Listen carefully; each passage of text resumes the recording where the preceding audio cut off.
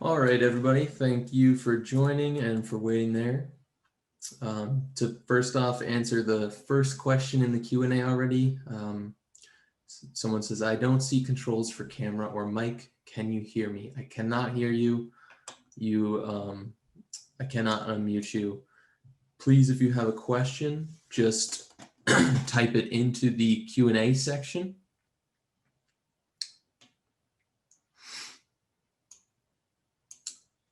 A little bit of housekeeping here. If you need NAPCEP credits, this presentation will be NAPCEP credited. So just shoot me an email at training@simplifypower.com and I'll get those NAPCEP credits over to you.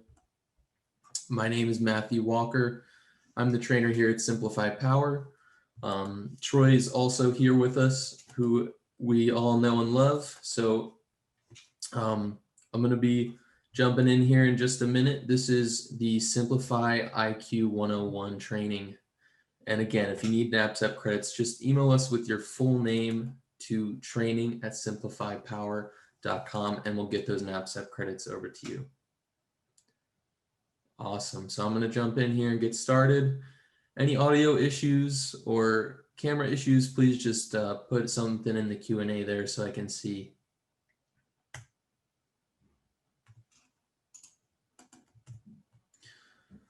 So to start off with a brief overview of the history of our company here at SimpliPhi, we were actually founded in 2010 as OES Energy. That's the original name of our company. And we actually began in mobile applications, making power packs for Hollywood filmmakers. In 2011 and 2012, we began emergency response, military, and residential applications. In 2013 and 14, we expanded our product line. As you can see, the power bank on wheels there was very popular at the time. We do have something similar now, which I'll talk about later. In 2015 and 2016, we've relaunched as SimpliPhi Power. And as of now, we're still ramping up manufacturing in our manufacturing facility in Ventura County, California. As I mentioned, our batteries are being made in California, so they're all actually being manufactured there, which I think is really cool. Originally, we were in Ojai, and now we're in Ventura. All of our energy storage solutions are safe, proven, and simple. Safe meaning they're non-toxic, non-hazardous, and cobalt-free. And this also means without cobalt that there's no risk of thermal runaway or fire propagation. Our products are UL certified, 1642, 1973, and 9540A, where it's applicable. If you have any questions about a specific product having a specific certification, please just email us and we'd be happy to answer that question and make sure that our product has whatever certification you need for your project. Our products are UNDOT certified, 3480 and 38.3. I'm going to talk a bit more about that as well. Basically means that we have special permission to airship globally, and that's not easy permission to get. There's some really rigorous testing that goes in there that we have passed, and I think the testing is really cool. You can read about it online if you want. Just search UNDOT and search these numbers. Our products are often SCHIP approved, and we're able to prohibit prohibit child labor in the supply chain, excuse me. And again, that prohibiting child labor is really about the lack of cobalt in our batteries. We're using instead minerals that are widely available and do not use child labor in their supply chain. Solutions are proven with over a decade of experience and growth, deployment in 40 countries and over 100 megawatt hours installed worldwide to date. We're tested and validated by the US Army and Marine Corps. And we demonstrate in our business model that profitability and social impact can coexist. Businesses can do good. We're manufactured in the US. Our solutions are simple, meaning they integrate and optimize any generation source on or off grid. They store energy for backup power, maximize resilience and security, and create savings on utility bills. Here are some logos you may recognize of popular companies that have decided to use our product. I think this really just speaks to the diverse range of applications that our products are suited for. As you can see, we're involved in commercial and industrial, residential, off-grid and microgrid, and emergency preparedness and response projects. And this doesn't even incorporate all of them. I've seen our batteries recently a lot more becoming involved in mobile applications as well, and even some cool, unique stuff like robotics. Just going to take a second here, check the Q&A. Okay, I'm going to get to these questions later. All right, so a brief overview of battery chemistry. I want to do a quick comparison between our battery chemistry and different chemistries on the market. As far as lithium ion goes, we feel that lithium iron phosphate is superior because there is no danger of thermal runaway or fire, no toxic elements. It's actually landfill safe, even though we wouldn't recommend you landfill it. We would, of course, love to see it recycled, and we're able to assist you as best we can in finding a way to recycle each battery. There's no abusive mining practices involved in the mining of the materials used for lithium iron phosphate batteries, and there's no ventilation required, no cooling equipment or safety monitoring equipment required for those batteries. And they're able to withstand higher temperatures than most other chemistries on the market. So as far as our battery specifications, yes, we use lithium iron phosphate chemistry only in all of our products, and we use a cylindrical form factor. So as far as form factor goes, cylindrical, think AA battery, tried and proven. It has built-in short circuit protection, great life, and a great performance. By life, I mean a great lifespan. Pouch cells, for example, those are used more in computers, laptops, but when stacked for larger applications, kind of prone to swelling, maybe even puncture. Just, in my opinion, some issues with potential failures here, just not a very rigid battery. With prismatic cells, a little bit more pricey, a little bit more bulky, sometimes hard to fit as much energy in a single space. And so we have chosen to stick with cylindrical cells as our form factor. So that is kind of the building block of our batteries. So I mentioned that our batteries have a very long lifespan, mostly due to the lithium iron phosphate chemistry. Let's also talk about the warranty that we offer with that battery. As far as our warranty goes, it's a 10-year unlimited cycle warranty, leaving the end-of-life capacity at the end of that warranty guaranteed to be a minimum of 80% of the original capacity. So that means if you purchased a 3.8 kilowatt hour battery, at the end of its 10-year warranty, you're guaranteed to have at least, I believe, 80% of that is about 3.02 or 04 kilowatt hours. So you'll have at least 3 kilowatt hours at the end of that 10-year lifespan remaining in that battery's capacity. And the depth of discharge you choose will not affect that warranty. Depth of discharge meaning that if you start at 100% SOC and draw down 80% of the battery's capacity, that's an 80% depth of discharge. And so we'll talk a little bit more about where that's a good idea, or where 100% depth of discharge might even be better fit for your application in some scenarios, like a backup scenario. Everybody still able to hear me okay? Just put something in the Q&A if my audio gets out of whack, please.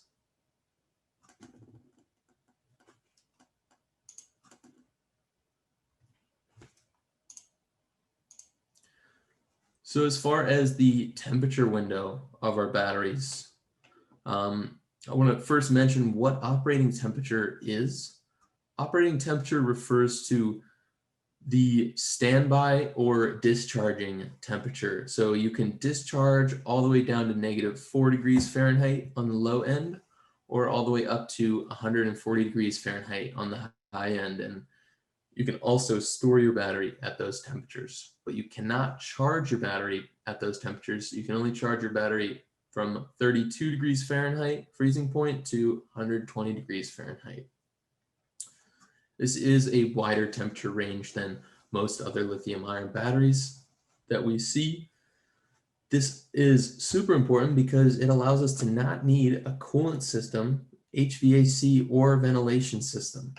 So this again is a point of failure. A coolant system would be a major point of failure, moving parts, complicated system. I mean, think about the radiator on your car. That's a major point of failure, and that's something that our batteries don't need. If you're able to eliminate one moving part, that may save the battery, help it have a longer lifespan. So that's something I really wanted to highlight here, is there's no coolant, HVAC, or ventilation needed or present on our batteries. Another feature all our batteries contain is a battery management system. It's a proprietary BMS that comes internally inside of the batteries. Right now, this is not something we sell separately, but a BMS is definitely something that you need for any lithium battery. Our BMS has cell balancing. It's a passive cell balancing, bleeding off resistance on the top end, allowing the cells to balance themselves when their voltage gets to, the top end with a higher voltage. Overcurrent protection is present on our BMS, short circuit protection, and charge and discharge protection. However, the BMS is just a last-ditch effort. It is the last line of defense. It's not something that you want to just skip all the protection and rely on the BMS. Do not do that. You want to make sure you have the proper protection in your system, and then the BMS is going to be an additional line of defense. Also have this integrated circuit breaker that you see on the top of the batteries. This is going to be, I think, a really underrated feature. This is super useful when we're installing the battery, especially, for example, in a tight space like a mobile application. Really, it's easy to, I've seen people connect the circuit and short circuit the battery with their wrench when tightening the terminals, but not with our battery, because you have this simple breaker to actually make the battery not live during installation. Another key feature of our battery, let's talk about C rates. First off, what is a C rate?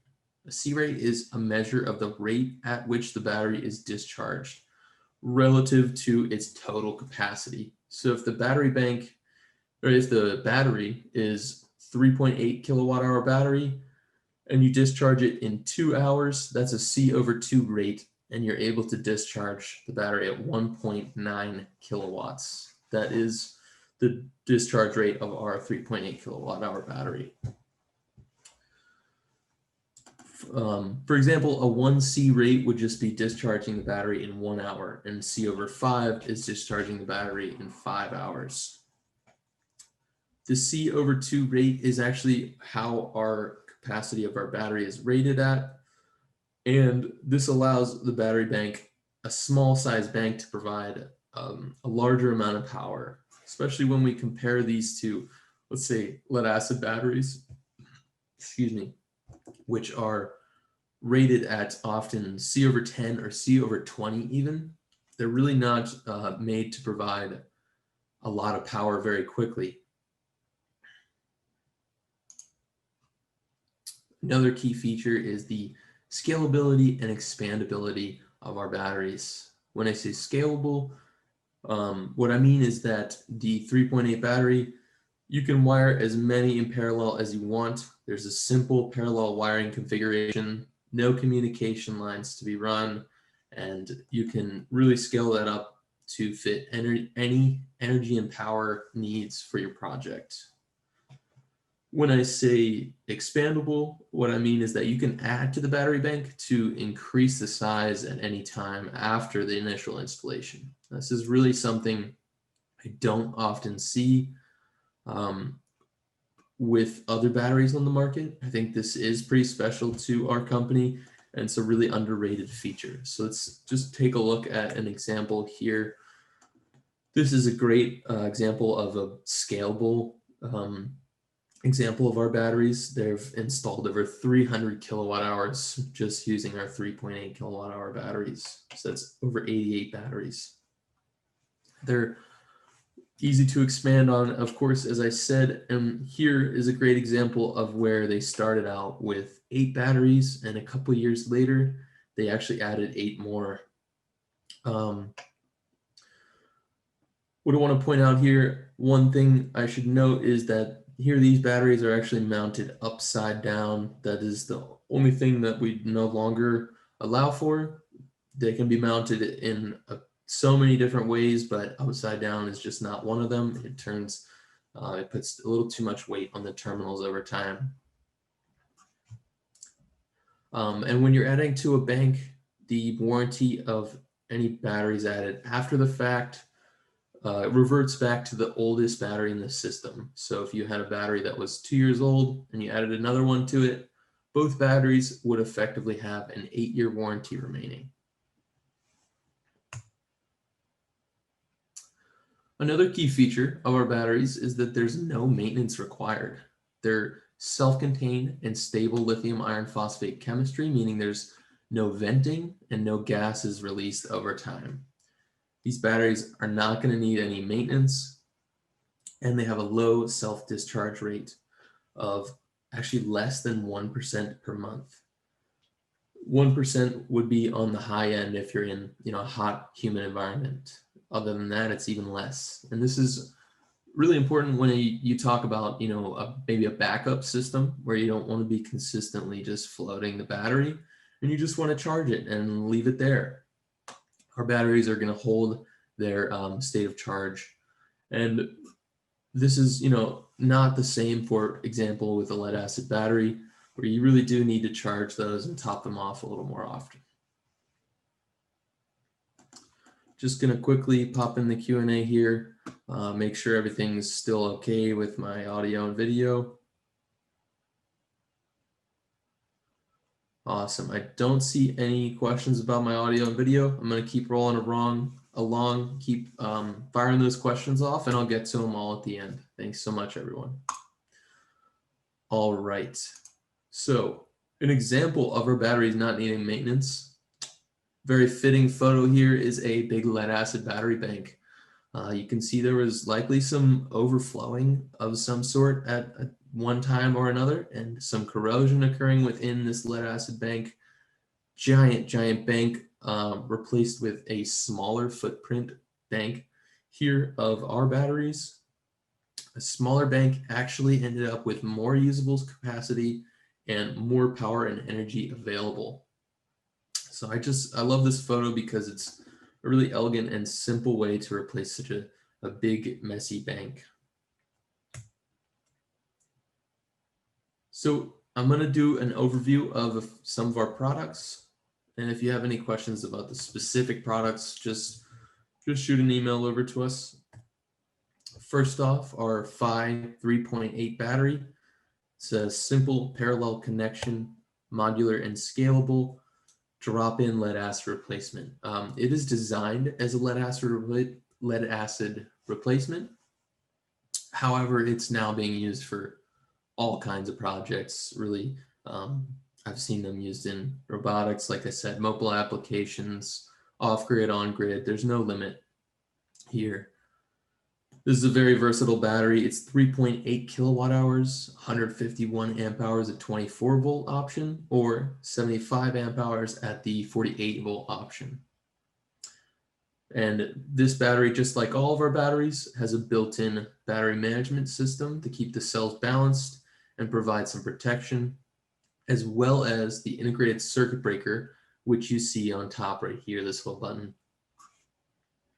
It's of course super useful for installation to make the output at the terminals essentially 0 volts during installation. Our 12-volt battery, well, we say 12 volt, it is available in both 12 volt and 24 volt options, 115 amp hours at 12 volts or 57 amp hours at 24 volts brings you to 1.4 kilowatt hours total. This battery is scalable. It's small and lightweight at just 33 pounds, which makes it great for mobile applications. It comes with both Anderson wire, or if you want just a bare wire connection, that is also available. It's got an integrated BMS just like all of our batteries, and it's compatible with standard charge controllers and inverters. The Jennies, perfect for expeditionary use and maybe camping even. The little Jenny is a 300 watt unit. Big Jenny emergency kit is 1,000 watts, and you can get a solar panel with it as well. Easy plug and play solar panel to charge your battery. Still using our lithium iron phosphate chemistry. Super safe and long lasting, but these are in waterproof enclosures, which are great for portable and emergency power. Our express units for backup power, these are one of my favorite products that we sell. It's a mobile NEMA 3R enclosure, comes with wheels, so you can roll it around really easily. It's got a DC quick connect inlet, and this is not an MC4, it's actually something a little easier than MC4. It's just a really quick connect, disconnect inlet, so you can, connect those solar panels anytime you want, disconnect them, roll it away somewhere else. It's got an AC inlet as well. You can charge it from the wall plug. 4 AC outlets and 2 USB ports. This is going to be perfect for, I think, somebody going between homes and wanting backup power anywhere they go. Whether you have solar or you don't, it's still going to work perfectly and super easily for you. It's a really user-friendly product here. Not a ton of work that needs to be done in the installation. Access units, there's a few different access units we offer. They are kind of a mostly pre-wired solution with industry-leading inverters inside of the cabinet, as well as batteries. The batteries are shipped separately, so you will need to do some DC connections there, but pretty simple stuff. Most of the hard work is done already. These cabinets are NEMA 3R rated, so they're ready to sit outside, and they have different power and energy ratings based on your needs. We are going to talk about these a little more in detail later, but I just wanted to mention that they are perfect for new PV or existing PV systems. I've seen them used a lot with existing systems. Really perfect for both.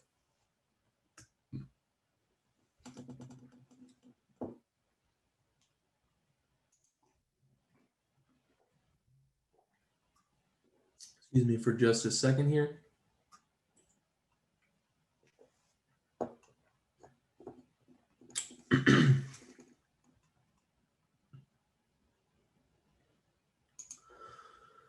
So our high voltage solutions, these are really made for commercial and industrial applications, such as maybe microgrids or large scale backup. Maybe you've got a 480 volt 3-phase application.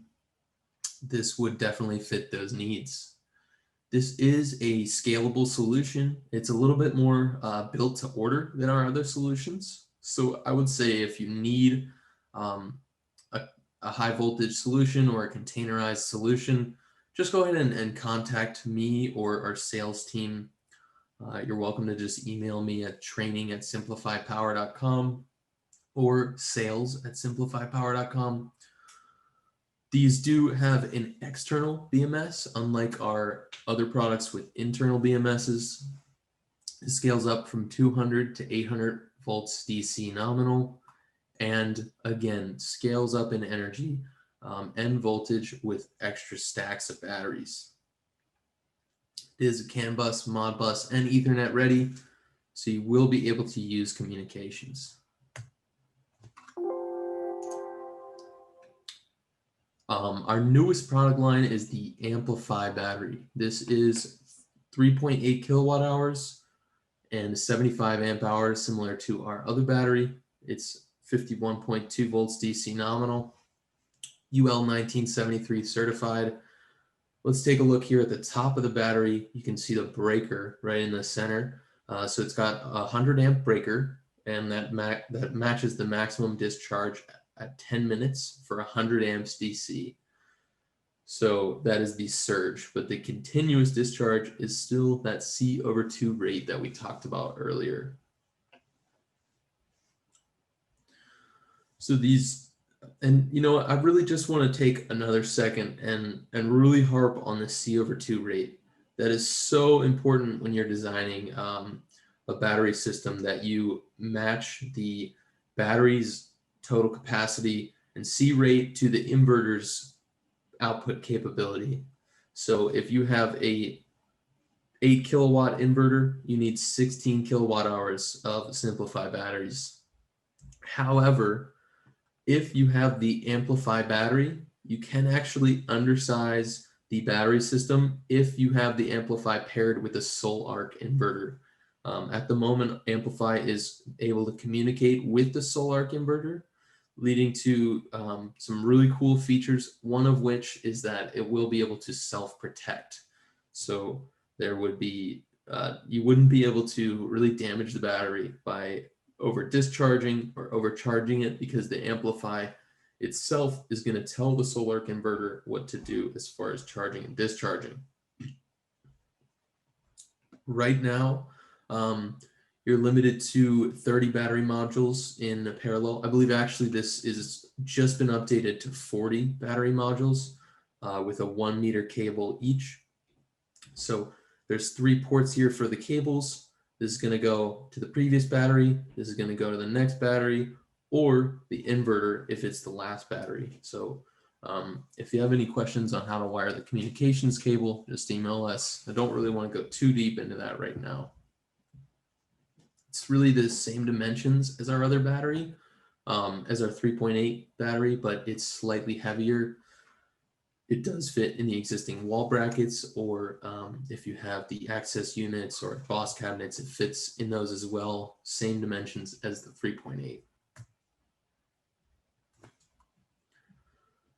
The awesome feature about the AmpliPHI here, it's got closed loop communications with the inverter. Right now, it's just with the solar inverter, but we're working on getting it approved to pair with several other inverters in the future. There's no external cards required for this inverter communication. It's everything you need is built into the battery. There's advanced integration, as I mentioned, with solar inverters. What this is going to give you is auto-populated set points. So you're not going to have to program the absorbed voltage and time into the inverter. It's going to auto-populate when you connect it to. It's going to give you high level protection. So this means you really won't be able to overcharge or over discharge the battery when you have it paired with the solar inverter.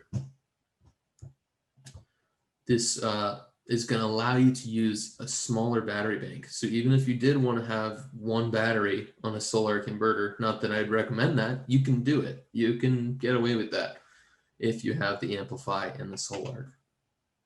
It's also going to give you high-level accurate readings for state of charge, voltage, and charge and discharge, as in the amount of amps that are flowing right now.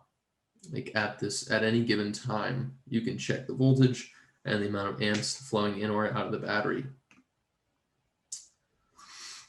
And again, you know, with the smaller bank, with being able to pair a smaller bank onto a larger inverter with the AmpliPHI, this is going to allow you a lot of different flexible sizing configurations. You can size as small or large as you want and add on over time.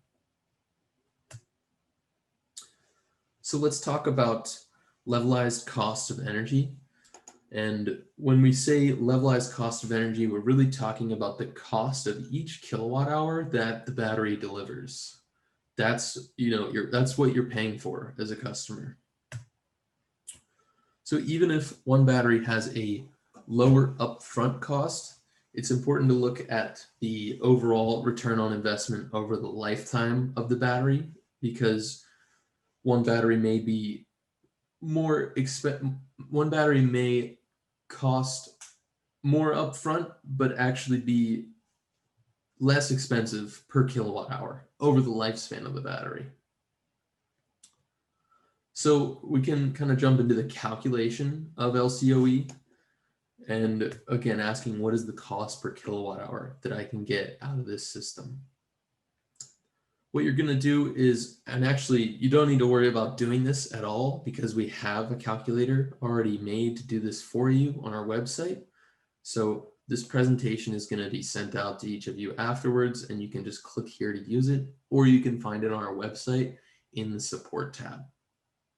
But if you want to know how the calculation's done, take the price of the battery and divide by the capacity of the battery times the cycles times the efficiency times the depth of discharge. Or you can substitute on the bottom the throughput, total number of kilowatt hours out of the battery over its life. Make sure you add on the ancillary costs. So that would be, for example, installation. Maybe you have to rent a forklift or a pallet jack. Maybe you have to hire extra guys to carry a heavy unit.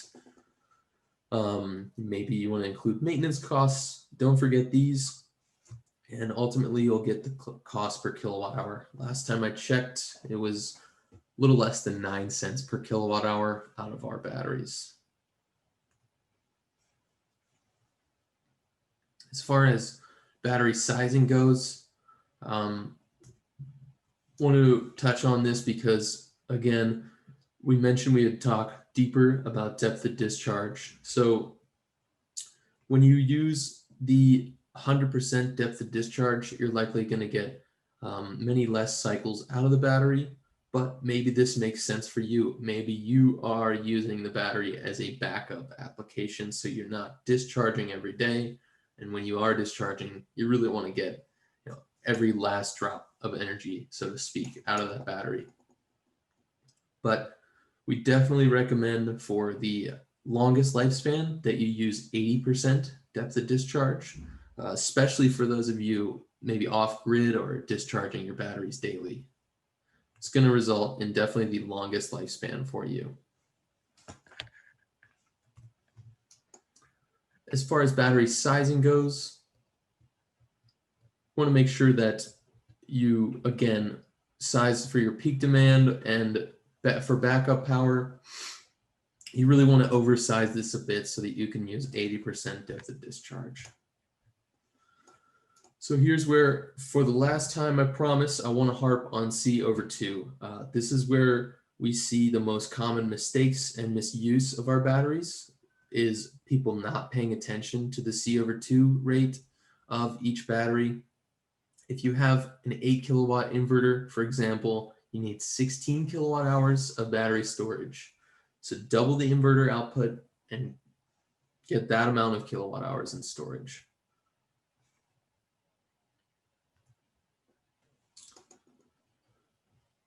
We've got some awesome tools here. I want to jump into one of these tools and give you a quick tour, because I think our support tab has a lot to offer you guys. Let's jump into the lead acid battery bank replacement calculator, and just know that we also have a basic and a more advanced PHI battery bank calculator. I think these tools are great for installers and homeowners alike. For installers, it's going to help you, sell the system and the return on investment to your customer. And for a homeowner, it's just going to help you understand how many batteries you need, and maybe give you some initial ideas for planning your project.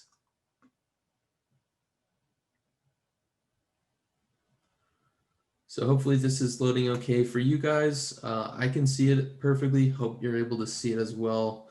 Going to keep this brief, but again, our lead acid battery bank calculator, You're going to enter in the number of lead acid batteries you have, the voltage rating per battery, and the amp hour rating per battery as well.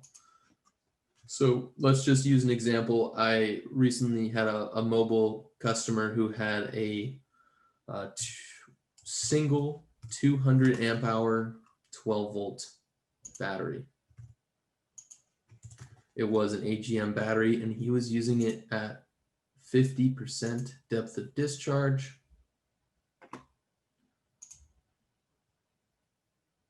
For example, one PHI battery is going to essentially triple his usable kilowatt, his usual, one PHI battery is going to triple his usable energy capacity of the battery bank he has. So if you're using this and you want some more detailed info, this is our lead acid replacement guide. Really well written and thorough document on how to replace different battery types with SimpliPhi batteries. Again, I think when you use our LCOE calculator, you'll find our cost per kilowatt hour is currently a little under 9 cents a kilowatt hour. And that is, as I've seen, the cheapest across the industry in lead acid batteries and others. So back to the presentation here. Let's talk a little bit about installation, but first I want to just take a quick 1 minute break here for just a second.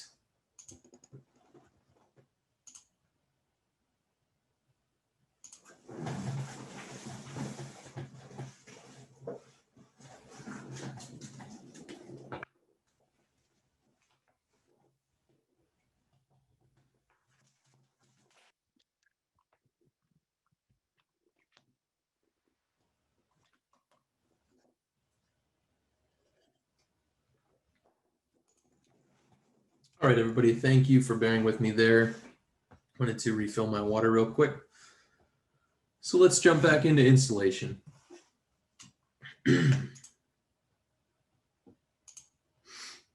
As far as our documentation around installation, we've got some really thorough and detailed guides on our website. So I want to quickly explore the support tab and show you guys where you can find the manuals, spec sheets, and integration guides that you're going to need when installing and programming your systems. Of course, if you have any trouble finding this when you go to look for it, just email us and we will get you what you need. But just wanted to give you a quick overview of our website. Excuse me. So under the support tab here on the right side, right near the search bar, you're going to drop down menu. These are where all the product documentation lies. Spec sheets, warranties, installation manuals, and integration guides. Now let's just jump in real quick. For example, the Magnum integration guide, just show you what you can find in there. You can find calculations on sizing your bank. And what I find most useful is a list of settings exactly as they appear within the inverter to help you through your installation.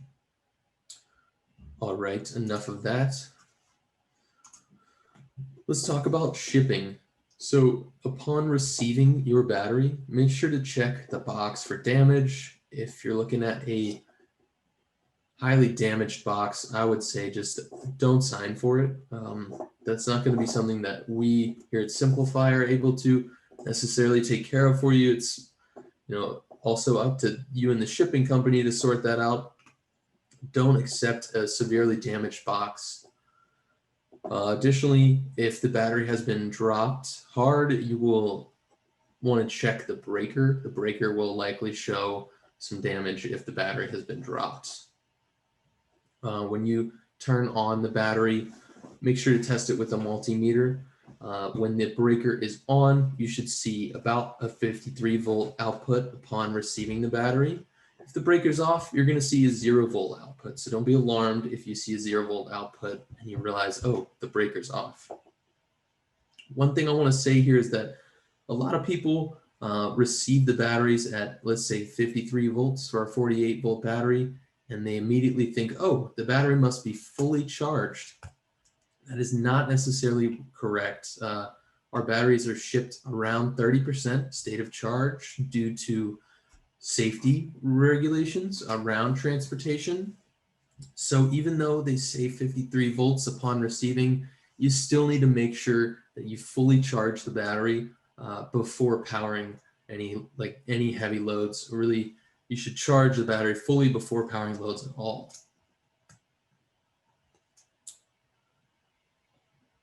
As far as installation goes, you can mount our batteries really any way you want. Their really only requirement is that you don't mount them on top of each other and you don't mount them upside down. However, you can use our wall brackets, you can use our boss cabinets or access cabinets and units. You can use a home-built wall bracket or a home-built rack.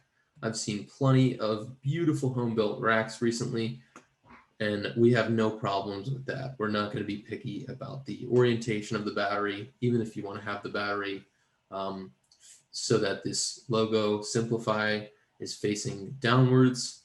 It's beautiful. I'd be ashamed if you hit it, but that's still allowed. As far as wiring, it's a really simple parallel wiring configuration. If you can follow my mouse here, one thing you want to make sure you don't do is wire from terminal to terminal to terminal and then to the bus. You want to make sure that each battery is separately wired to the bus. So all positive points go to a positive bus and all negative terminals go to a negative bus.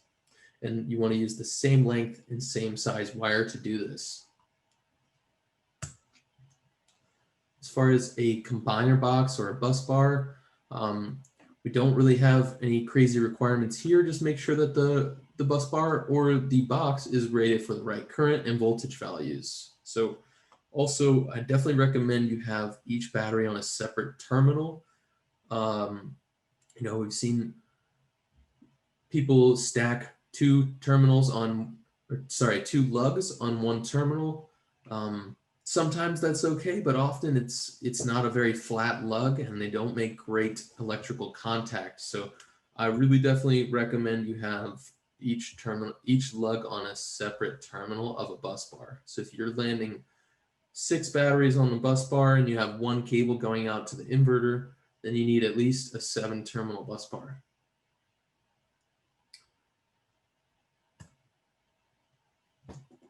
And then one more note on this is you're usually able to order a panel for a specific piece of equipment. I know that, for example, Outback has a GS load center that might be really nice if you're using Outback equipment to use the GS load center. So an example of a really nice parallel wiring configuration here, this installer has, as you can see, used all the same size, same length cable. And they're all combined nicely here with a set of breakers as well.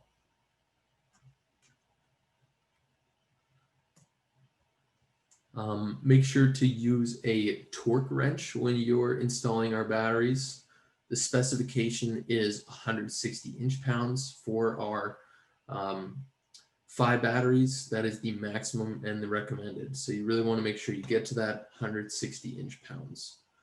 Now with the AmpliPHI, you can go a little bit higher to 212 inch-pounds, but you're also totally okay at 160 inch-pounds. An important note here is make sure you calibrate your torque wrench between installs. We have actually recently seen somebody snap a terminal by not calibrating their torque wrench between installs. So make sure you're calibrating this, that it's accurate when you're torquing the batteries so you don't snap a terminal. Not common, as we did see that, there's a lot of safety factor built in here. Even if you went to 170 inch-pounds, the terminal is not going to snap off instantly, but you really want to make sure your torque wrench is calibrated so you can hit that on the dot.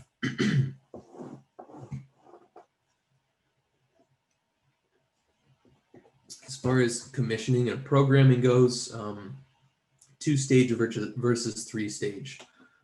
Well, you really want to use 2-stage charging, which is bulk and absorb when you're charging from an AC source like the grid or a generator. For 3-stage, I really only recommend using float when you are using a charge controller with a PV array, for example, because you just want to make sure you're constantly using the PV when it's available. It doesn't harm the batteries to float, not in any way. It just is kind of a waste of energy because, like I said, our batteries have such a low self-discharge rate, they really don't need to be floated. You're going to be able to find all the basic settings, such as bulk and absorb, float, HBO, sorry, low battery cutout, and high battery cutout, all on our integration guides on our support tab. However, if you have any questions, of course, feel free to give us a call or an email. Additionally, there's even some advanced settings on these guides like cell voltages and auto generator start triggers. We talk about low battery cutout a lot here because it is a really important setting. If you're using your battery daily, I would definitely recommend you set your low battery cutout at 50 volts or 50.2 volts for the 48-volt battery. However, if this is not possible with your specific inverter, maybe your inverter maxes out at 48 volts. Another solution you can do is have a generator set to auto start at 50.2 or 50.4 volts so that you never really reach 48 volts anyway. 48 volts is acceptable. I just wouldn't recommend it unless you're only using your batteries for backup. So awesome. Let's talk more about our access units. Some really exciting things happening here. These are fully integrated storage and management solutions, and they come mostly pre-wired from us. So all the AC connections are made. You basically just need to install and wire the batteries, which are actually shipped separately. So this access unit comes as a crated delivery, it ships freight, and the batteries, as I said, are needed to be installed after the fact. This comes with inverter inside, and if you order it, a charge controller and comm box as well. The Schneider access unit comes standard as an AC coupled unit and comes with the inverter. If you want the charge controller, make sure to add that. I see a raised hand. I'm going to go ahead and address all these questions at the end. Appreciate you raising your hand if there's any audio issues.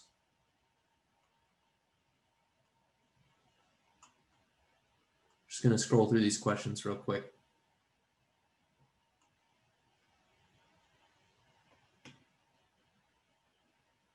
Awesome. I don't see any audio issues coming up, so just go ahead and type your question into the Q&A and I'll be able to answer it at the end. We're almost there, guys. Thank you for your patience. All right, so this Schneider access unit comes as a 6.8 kilowatt output.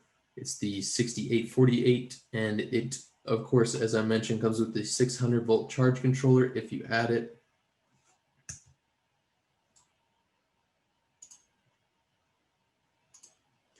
The Solarc version is a 12 kW Solarc inverter.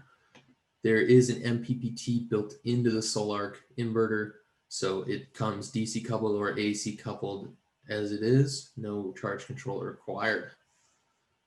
This is capable of, it's capable of some awesome features like self-consumption and time of use, and as we've recently discovered, rapid shutdown. The Solarc has an awesome feature where you can have a single button shut down and disconnect a whole system, including the batteries.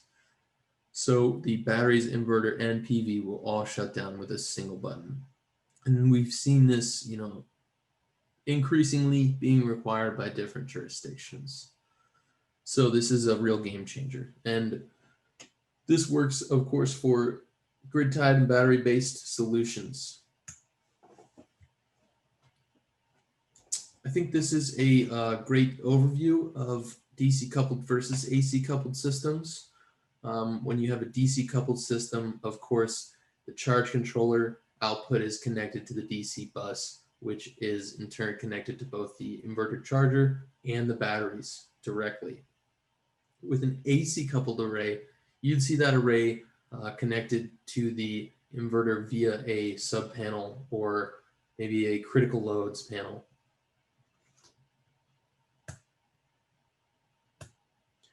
As far as our access goes after the installation, let's talk about the monitoring. The Schneider CommBox, it does require a wireless router, allows you to do real-time monitoring of the power going in and out of your batteries, power going to your loads, as well as historic monitoring, so you can go back and look at events or days where you used a lot of power and just see what was going on there. I think historic monitoring is really awesome and helpful when you look at troubleshooting a system. There's no wireless programming, but the installer can program it, and they will have different levels of access, the installer versus the end user.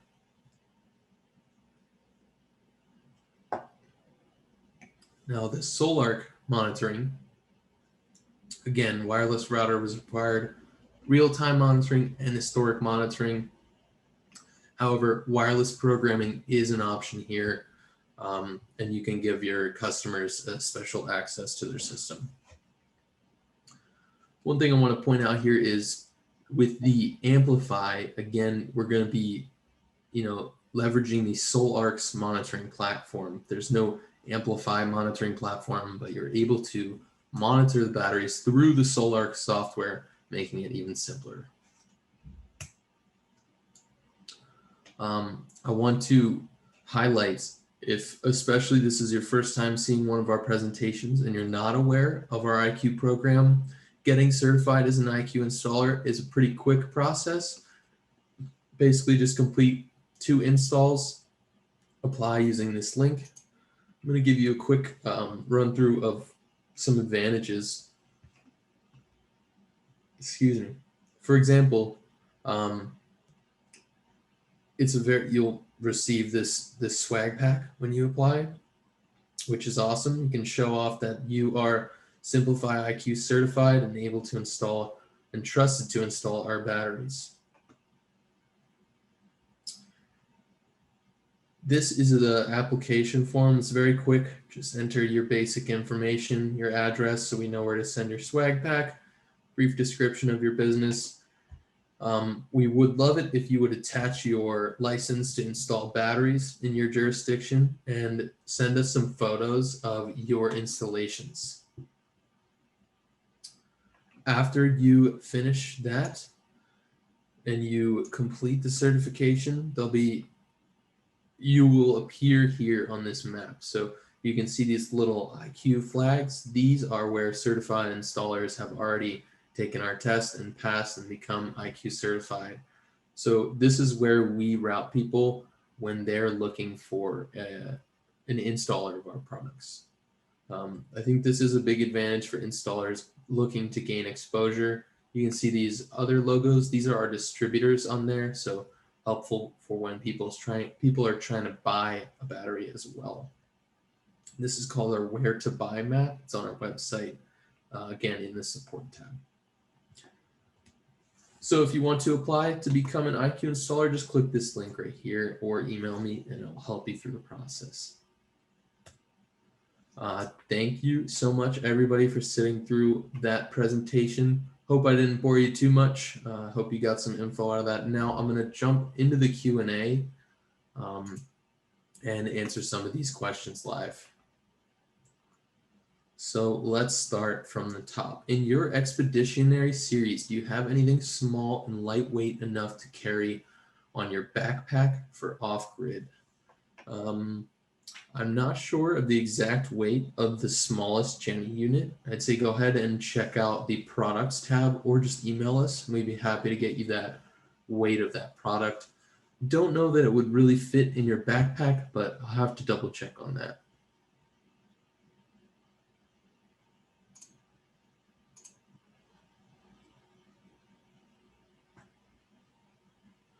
For 400 kilowatt hour battery system for off-grid 480 volt 60 hertz three-phase, can you give recommendation?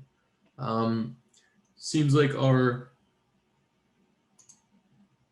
high voltage solution would probably work for that. Want to also suggest that you just reach out directly to our sales team and they'd be happy to help you find a good solution. Our sales team is also happy to help you, design and find the right system to fit your design needs. Hi, how and where do I register my SimpliPhi Power 3.8 kilowatt hour battery? Thank you. Thanks for your question. So to register, I'm guessing you mean register the warranty on your battery. Gonna go to our website, drop down the support tab, and you'll see a section that says warranty registration. It is an electronic submission. We're no longer doing the paper submissions, so just go ahead and register the warranty on the website. Definitely would be great if everyone registered their warranty. That way we could point out any sizing or installation issues right away, instead of down the road having issues that were not caught because the warranty wasn't registered. So I definitely would recommend you register your warranty as soon as you can. Great question.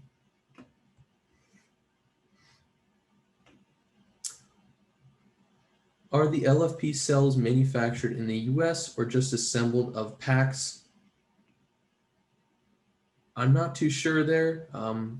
Wish I could answer that question. I am not sure. I know for sure that the batteries are manufactured in the US at our Ventura, California facility, but I'm really not sure about the cells. Have to get back to you on that. Feel free to email us. Are the cells 18650? Again, really not sure. Don't know if I'd be able to answer that.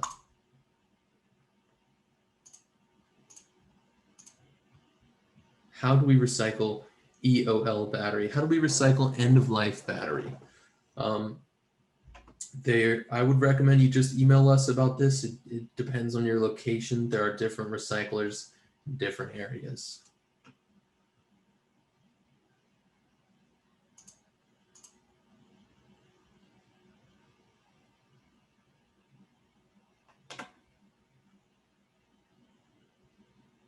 Any issues with charging mismatch when mixing new products into the existing string other than the warranty issue? Nope, I don't see any issue there. The mismatch would be if you had a unbalanced system. So really that problem is going to be solved by the BMS balancing the cells and the wiring all being the same length and same size wire. As long as that's done correctly, all the batteries should be well balanced, and I don't see any issues with adding batteries after the fact.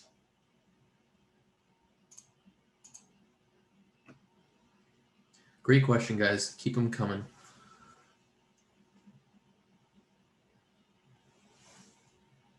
How do you protect each battery from overcharge in a parallel string, assuming that the input current gets scaled up with each additional battery? I think you might be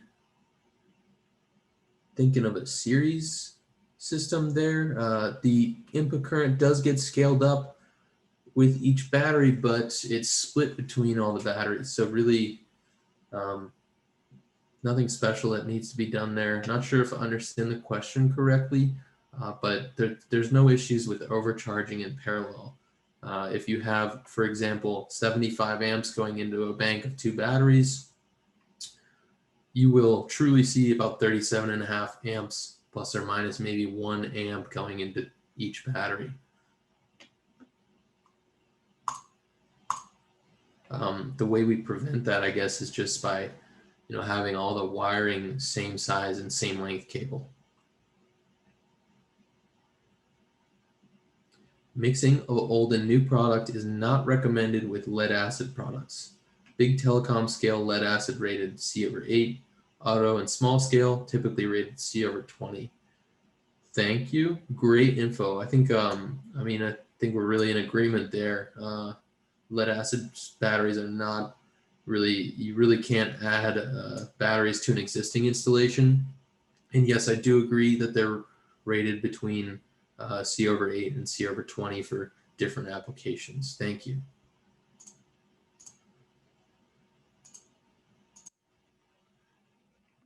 In freezing temp, how your battery perform? So our battery performs well, I guess I would say in short, but you should not charge a lithium iron phosphate battery, including ours, below freezing. So it's able to discharge down to -4 degrees Fahrenheit and charge anywhere above freezing. There's really no loss of capacity, at least nothing significant at lower temperatures, as opposed to a lead acid battery where you're losing a really significant large portion of your capacity at lower temperatures.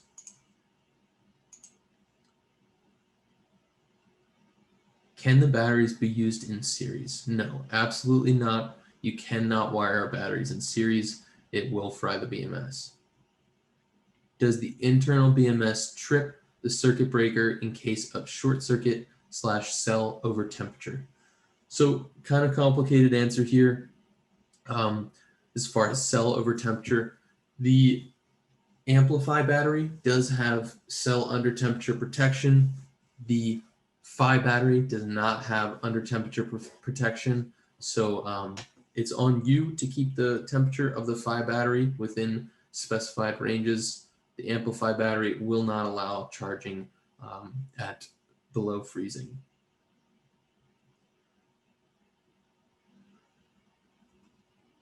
Can you take those on a plane? Can you take our batteries on a plane? Well, you'd have to ask the TSA, I guess, because we are able to ship the batteries from us to you in a brand new condition in UNDOT certified packaging.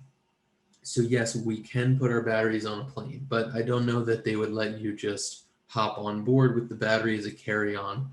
Not sure how that would work. Do you also have a 10-foot container product? These containers are generally built to order, so I definitely would recommend you contact our sales team about that, and they can absolutely help you find a solution that'll work for your project.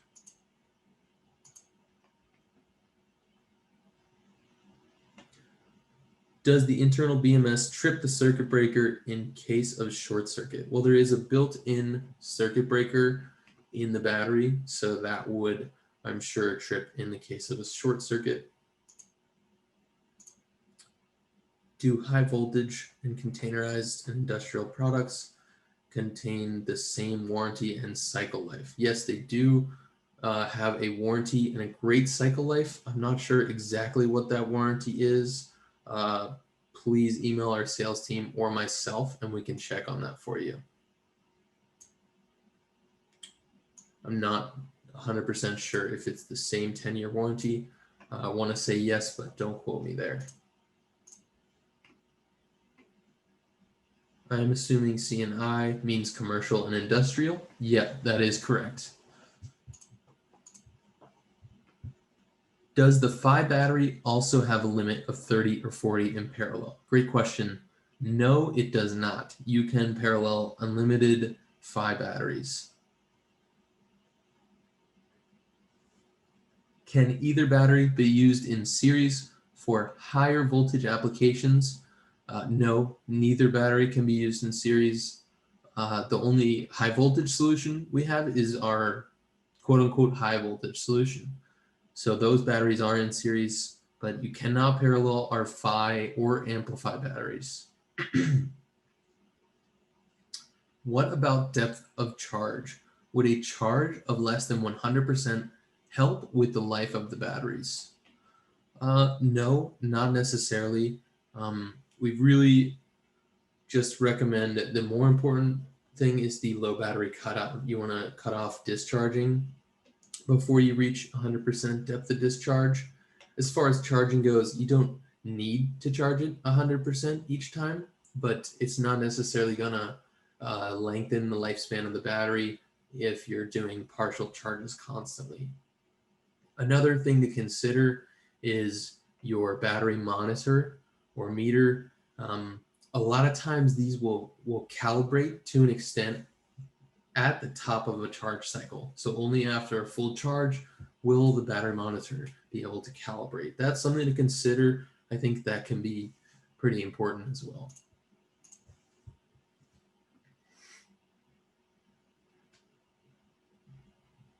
That 200 amp hour deep cycle lead acid battery is really at a C/20 design rate.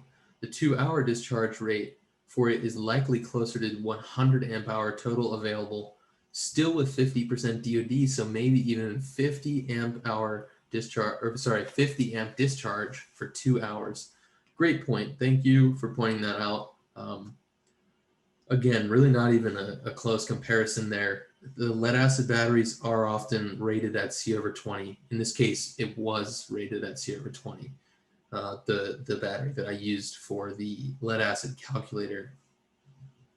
So I agree with you. The 2-hour discharge rate would be much less than the 200 amp hour rating, which was taken at a 20-hour discharge rate. So there's really not a ton of usable energy in that lead acid battery.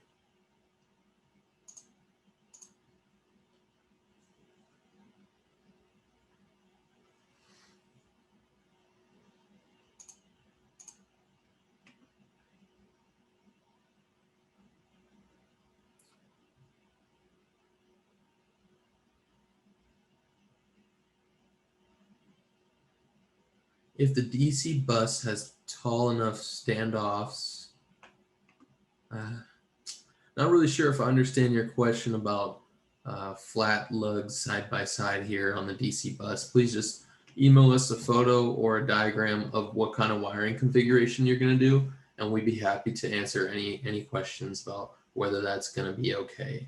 I think you're talking about stacking lugs on a single bus. It's not necessarily going to instantly void your warranty or something like that. It's just not necessarily recommended because often the lugs are not as flat as you think they are, and that therefore they don't make great electrical contact. So it's really just a case-by-case thing as if that's a good or bad idea. I really would just recommend you get a bus bar with more terminals, but happy to look closer into that if you want to send me an email.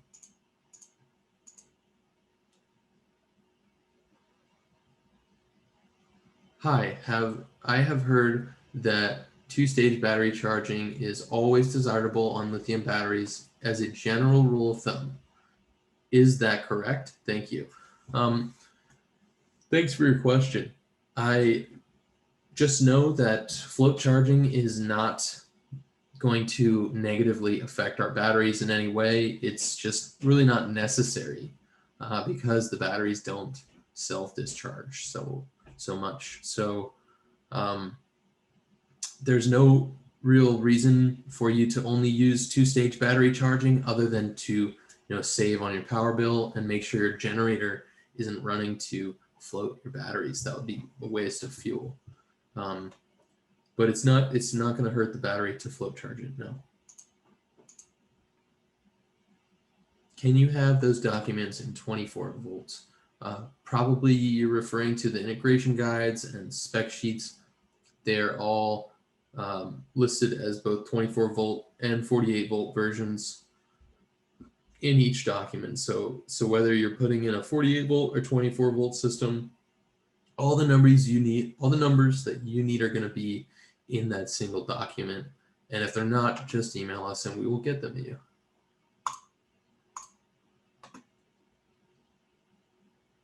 The Access 6.8 did not seem to be C/2. Not too sure what you mean by that. The batteries are certainly able to discharge at C/2. Just give me an email with any questions. This 6.8 system has 24 kilowatt hour battery system.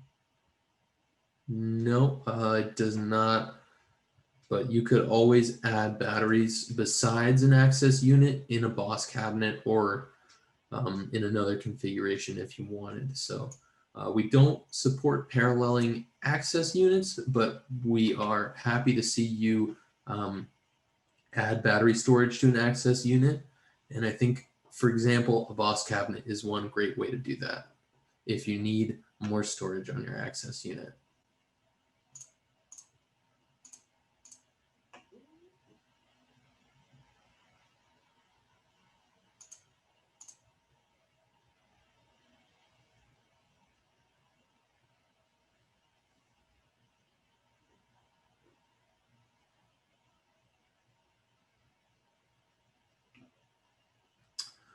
Someone has said, send me your email. I want to get certified as installer in Puerto Rico. Please just email me at training@simplifypower.com. I really look forward to receiving your email and helping you get certified as an installer. We would love to see a certified installer in Puerto Rico. It'd be great. Is there a preferred relative humidity range for the PHI 3.8s in a conditioned enclosure? There is not a quote unquote preferred relative humidity range, but I will say that our batteries will perform best in a dry and, room temperature environment. It's a good question.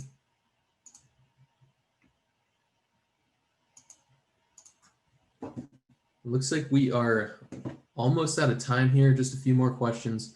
Is there a minimum charge rate that you recommend that makes sure your batteries are happy batteries? No minimum charge rate, just a maximum. Great question. You can charge the batteries as slow as you want, just don't charge them faster than C/2.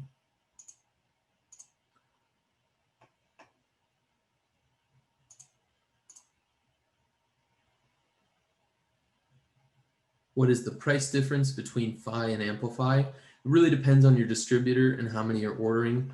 We generally don't often sell these directly, so just contact your distributor, and if you have any questions or trouble finding a distributor, contact us and we'd be happy to point you to that where to buy map.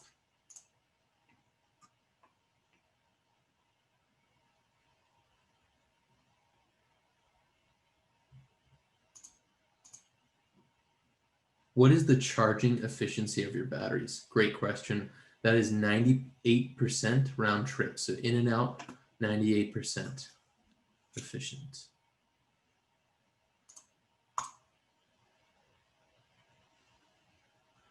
On a photo of an example installation, there were external breakers. Though useful, is there a time where those are required? No, external breakers are not necessarily required, at least not by us. They might be required by our jurisdiction. I think that overcurrent protection is always a great idea and generally best practice, but it's not necessarily required by us. So it's really more up to your jurisdiction. Great question. To confirm, if using SimpliPhi as a backup, it's better to disconnect them than leave and float. How often should I bring them back to full charge? I would say check on them every few months, maybe. It doesn't matter too much. I would plug them into the charger maybe once a year at minimum, just to check on them. But they're not going to be in need of constant maintenance. And no, you don't need to leave them in float. I would recommend disconnecting them. Yeah, not leaving them in float.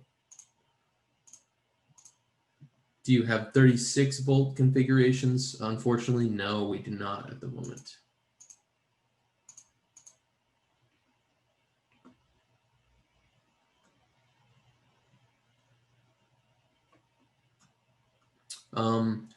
UL 9540 listing questions. We are currently working on UL 9540 listing of a few different products. So I think if you email us again in about 2 weeks, we'll have a much more clear answer for you. Do you have installers in Haiti? The IQ certification is not a requirement, just an advantage. So you can install our batteries without the IQ certification. So really anybody who's certified to install batteries in Haiti, as far as the local laws there, we're good with that. So yes, anybody can install our batteries in Haiti.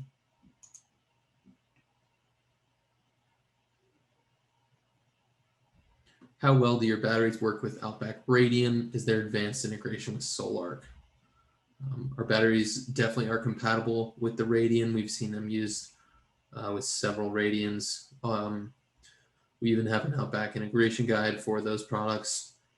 There is advanced integration with Solar if you use the AmpliPHI batteries with comms.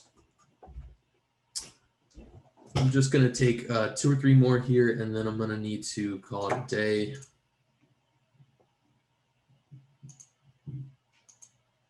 Our batteries are compatible with many Victron products. Great question.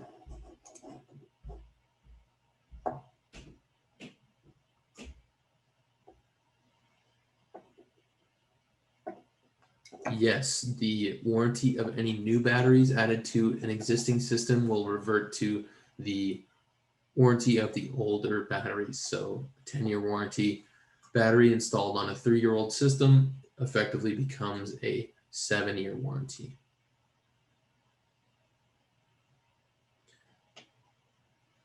We're currently working with basically all the industry leading inverters to make sure our closed loop communications is going to be compatible with them.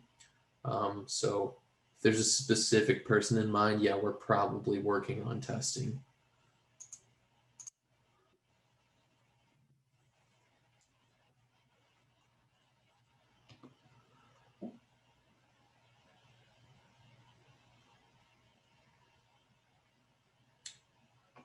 You can parallel as many PHI batteries as you want. There's only a limit of the 40 batteries in parallel on the AmpliPHI battery.